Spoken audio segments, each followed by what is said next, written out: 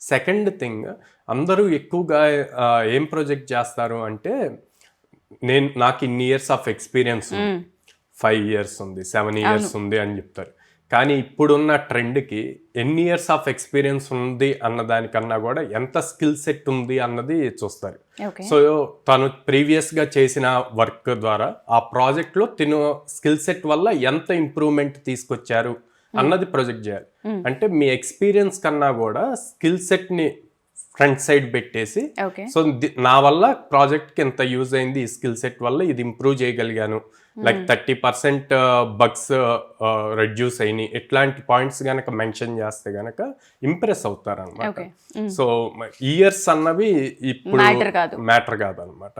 So and at the same time like మీరు చేసిన ప్రాజెక్ట్స్లో ఏం న్యూ ఫ్యూచర్స్కి మీరు ఐడియాస్ క్రియేట్ చేశారు, డిఫరెంట్గా ఎలా థింక్ చేశారు అన్నది కూడా ప్రొజెక్ట్ చేయాలి.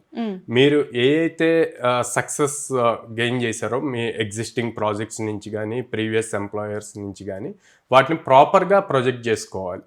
Instead of years of experience బదులు మీరు ఏదైతే విన్ అయ్యారో లేకపోతే మీకున్న స్కిల్ సెట్ని ఎంత బాగా ప్రొజెక్ట్ చేసుకుంటే మీకు అంత వాల్యూ, కంపెనీకి ఎంత బెనిఫిట్ అయిందన్న పాయింట్ మాట్లాడగలగాలి.